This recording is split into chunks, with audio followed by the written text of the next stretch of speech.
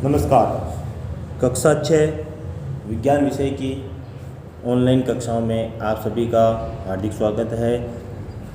अभी तक हम अध्याय 1 का पूरा अध्ययन कर चुके हैं और अध्याय 2 के अंदर अब तक हम 3 वीडियो के माध्यम से इस पाठ को पढ़ चुके हैं, जिसके अंदर हमने विभिन्न प्रकार के भोजन कौन कौन से हैं, शरीर के लिए किस रूप में आवश्यकता है इसके बारे में पढ़ा। भोजन के अंदर कार्बोहाइड्रेट, विटामिन, वसा, स्टार्च किस रूप में उपस्थित होता है या नहीं होता, इसके परीक्षण भी हमने किए थे। इसके अलावा हमने पिछले वीडियो के अंदर पढ़ा था कि जो भी खाद्य सामग्री है उससे अपने को किस किस प्रकार के पोषक तत्व प्राप्त होते हैं, जैसे कार्बोहाइड्रेट, प्रोटीन, विटामिन, वसा, विभिन्न प्रकार के खनिज, लवण, शरीर को प्राप्त होने वाले जल, इन सब के बारे में पढ़ा था। एक क्रियाकलाप पढ़ते हैं। पिछले वीडियो के अंदर हमने देखा था कि शरीर को जल जो है किन किन माध्यमों से प्राप्त होता है। तो एक क्रियाकलाप 3 अपने को दे रखा है, इसको पढ़ लेते हैं हम।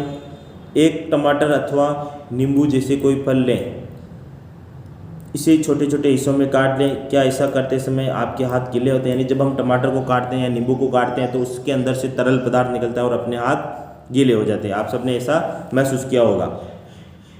जब भी आपके घर में किसी फल या सब्जी को काटा, छिला या मसला जाता है, तब ध्यानपूर्वक उसका निरीक्षण करें। क्या ऐसा करते समय आपको किसी ताज़े फल या सब्जी के बारे में पता चल जाता है कि पानी की मात्रा नहीं होती है? यानी किसी सब्जी को काट रहे हैं या किसी फल को काट रहे हैं तो हम पता कर सकते हैं कि उसके अंदर से पानी निकलेगा या पानी नहीं निकलेगा, यानी उसके अंदर पानी की मात्रा उपस्थित है या नहीं है। हम देखते हैं कि कुछ खाद्य सामग्री में या खाद्य पदार्थों में जल होता है। कुछ सीमा तक हमारे शरीर के लिए आवश्यक जल की पूर्ति इसी जल से होती है। इसके अतिरिक्त कोई खाद्य पदार्थों को पकाते समय हम उसमें जल डालते हैं। जैसे हम फल फ्रूट की बात करें तो तरबूज है, पपीता है, मौसमी है, आम है। तो इस प्रकार के खाद्य पदार्थ को अगर हम फल फ्रूट को जो हम ग्रहण कर रहे हैं तो शरीर के अंदर यह जल की पूर्ति को पूरा करने का काम करते हैं। और भोजन सामग्री के अंदर भी हम क्या करते हैं, अलग से उसको पकाने के लिए उसके अंदर पानी डालते हैं। तो वह पानी भी अपने जो भोजन सामग्री हम ग्रहण कर रहे हैं तो वह अपने शरीर में जाएगा, तो वह पानी भी अपने शरीर के अंदर तरल रूप में या किसी अन्य भोजन पदार्थ के रूप में अपने को इनडायरेक्ट रूप से अपने शरीर को मिल रहा है। अगला टॉपिक है अपना संतुलित आहार। नाम से पता चल रहा है संतुलित यानी बैलेंस डाइट। ऐसा भोजन जिसमें सभी प्रकार के पोषक तत्व उपस्थित होते हैं जो अपने शरीर के लिए आवश्यक होते हैं, उन्हें संतुलित आहार कहा जाता है। अब संतुलित आहार की अगर हम विज्ञान की भाषा में बात करें तो ऐसा भोजन जिसके अंदर कार्बोहाइड्रेट, प्रोटीन, वसा, विटामिन, खनिज, लवण, आहारी रेशे, विभिन्न प्रकार के पोषक तत्व बराबर या समान मात्रा में उपस्थित होते हैं, उन्हें हम संतुलित आहार कहते हैं। सामान्यतः पूरे दिन में जो कुछ भी हम खाते हैं उसे आहार कहते हैं।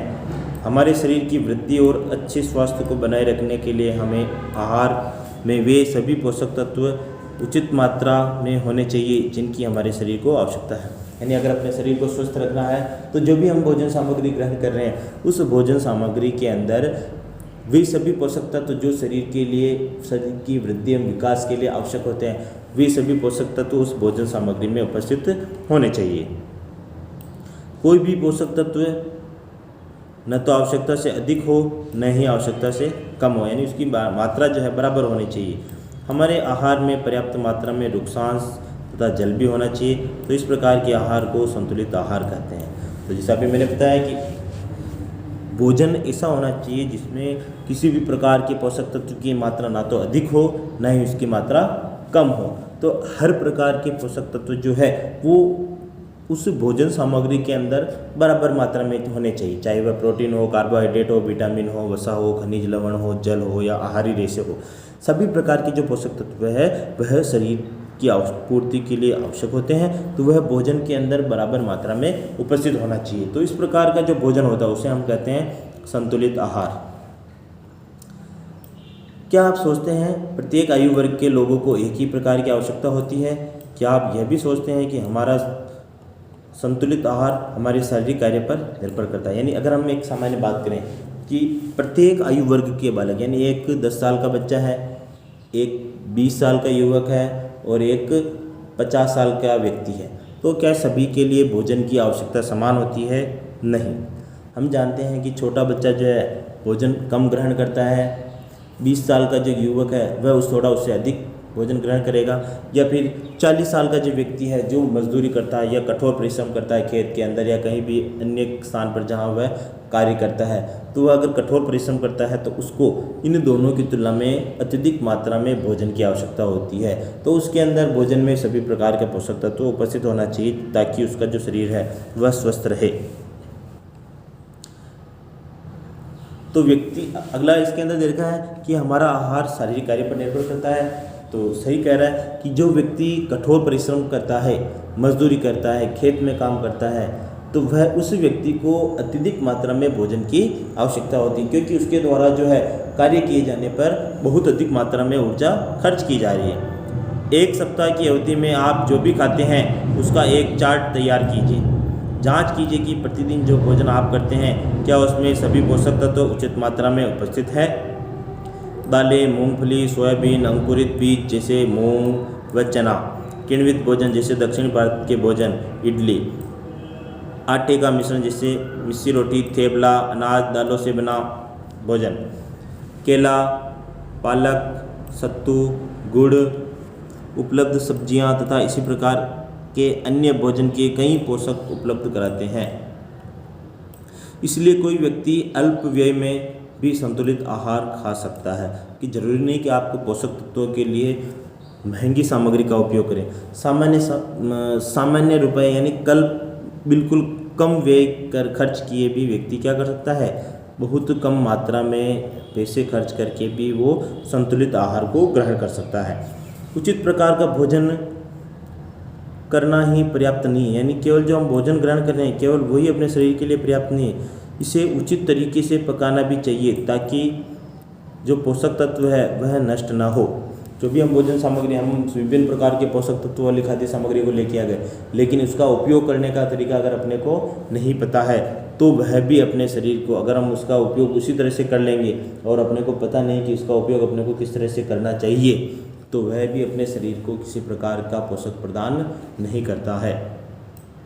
क्या आप जानते हैं कि पकाते समय कुछ पोषक नष्ट हो जाते हैं?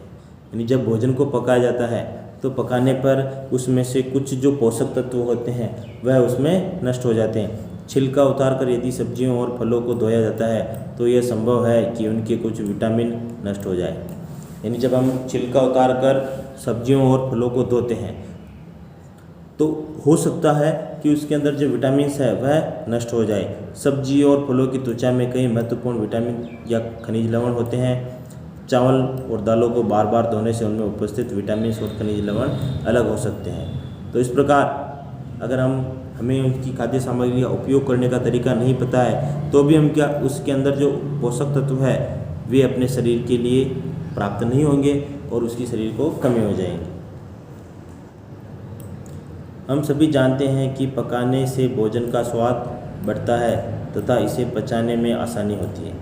यानी जब भोजन को पकाया जाता है तो पकाने से उसका स्वाद बढ़ता है, यानी सभी प्रकार की जो खाद्य सामग्री उसके अंदर डाली जाती है वो उसके अंदर संपूर्ण रूप से मिल जाती है, यानी घुल जाती है, जिससे उसका स्वाद बढ़ जाता है और वह पचाने में भी सरल होता है। इसके साथ साथ पकाने में कुछ पोषक तत्वों की हानि भी हो सकती है। यानी जब भोजन को पकाया जाता है तो पकाने से गर्म करने से उसके अंदर कुछ मात्रा में पोषक तत्व समाप्त भी हो सकते हैं।